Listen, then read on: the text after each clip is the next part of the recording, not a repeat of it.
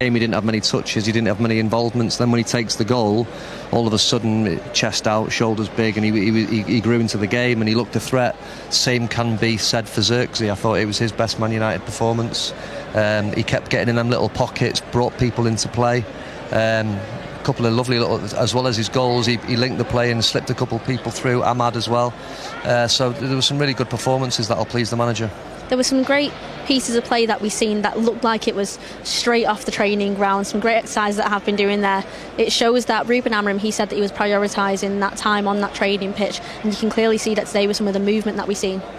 Yeah, and it's hard for Ruben, obviously coming into the club, any manager going into a football club during the season to try and put their stamp on things, especially when there's so many games. It's hard to do a lot of work on the training ground. It's normally pre-seasons when you get a chance to really stamp your authority on training sessions. So to cram such an amount in a short period of time, hence why we've probably seen them doing tactical work in the warm-up and things like that. He's probably grabbing every opportunity to work with the team, and I'm sure he'll be pleased with the performance today. I mean, this is a huge opportunity for us to build momentum. That's exactly what Ruben Amorim wanted. He wanted a great start to his Manchester United era that he's starting now. Obviously a win Thursday, a win today, and this is great all leading up to next week. Yeah, absolutely, and obviously with the games, as I say, keep coming thick and fast, and he's going to get a chance to rotate his team, rotate his squad. There's going to be injuries, there's going to be chances for players coming into the team, but all he can ask for is people to come into the side and grab their opportunity and show what they can do, which is what all the players need to do when a new manager comes in, and the lads who've turned out today can be all happy with their performance. Those suspensions and little niggly injuries, so to keep the squad healthy as best you can, to get players back fit. So for example, if Martinez is unavailable, you can bring Luke into the team, gives you that like for like left foot, natural balance to the side. So to have Luke just back available now will be a huge bonus for the manager. It says a lot as well, the character of the squad that Ruben is trying to build here. I mean, especially when there's a win, we always see, everyone applaud the fans here, but it seemed that they did it together as a collective, and he's trying to bring that mentality about winning together, losing together, and making sure that not only the players feel it, but the coaching staff together feel it as one.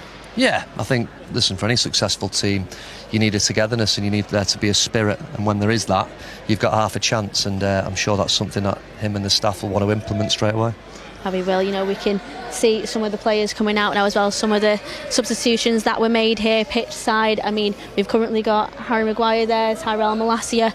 I mean, how great is it to see? You mentioned about how delighted you were to see Harry Maguire back from injury, back into contention. He just fit into that middle role straight away. Yeah, and I think that middle role in a back three suits him. Obviously, he gives you that physical presence. We know what he can do and what he's capable of in both boxes in terms of set pieces, from a defensive and attacking front. So the fact that he's back fit now, I'm hoping that he won't do anything in these runs that they're going to do. It's the worst thing as a player to be doing, running after a game, but it's what you have to do.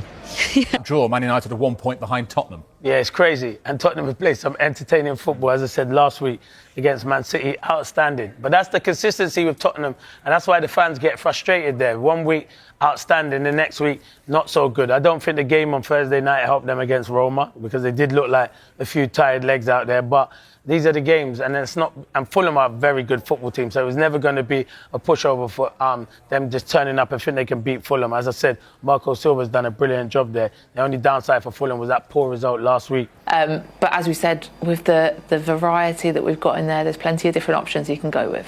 Yeah, well, it's not only just the personnel in terms of variety. I think that we've got players in this squad that can play in different positions. Ruben's already spoken very highly about Mason Mount, about he's a player that can play in multiple positions in this pitch and fits this system that he wants. Diogo Dalot is another. He spoke in his pre-match press conference about how Dalot is most effective on the right. He can play on the left. He can play as an inverted winger. He can play that centre-back role if needed. Mazraoui is another one. How important is that, if he's going to introduce this system of 3-4-3, to have these players that can pick up different places in the pitch? They're not just nailed to one position. Look, it's good potentially at times, But also, as a player, you want a bit of consistency.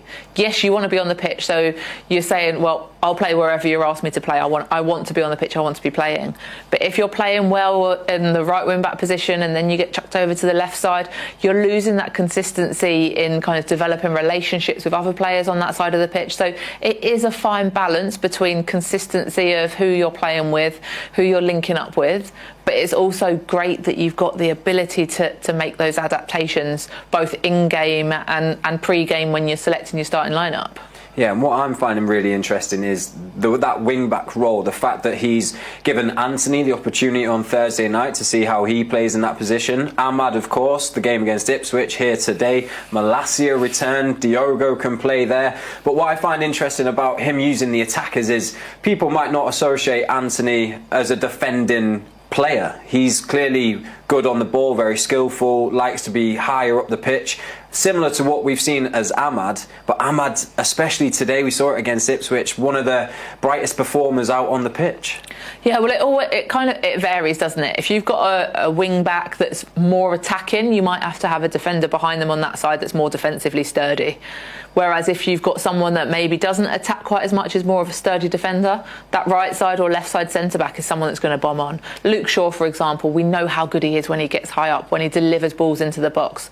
So potentially if you've got a left-sided wing-back up there playing alongside him at left centre-back, if you've got someone that's going to bomb on so far and then he's getting higher up as well, you might get left a little bit exposed there.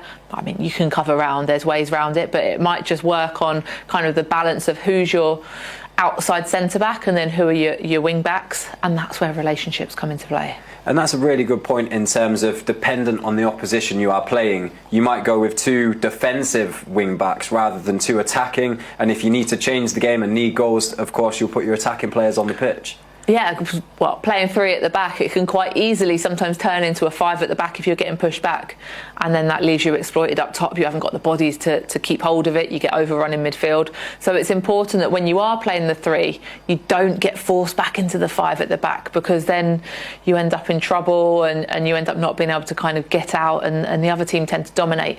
So it's important to have some kind of outlet in those wide players, but it's the balance of managing them with those outside centre-backs as well, and making sure you've got the right balance, which he's experimenting with at the moment. Absolutely, and from what we've seen today, it did work well. We've got Joshua Zirkzee and Marcus Rashford ready to speak to us. We'll hear from them in Matchday Review, but from me and Siobhan, we'll be back after this.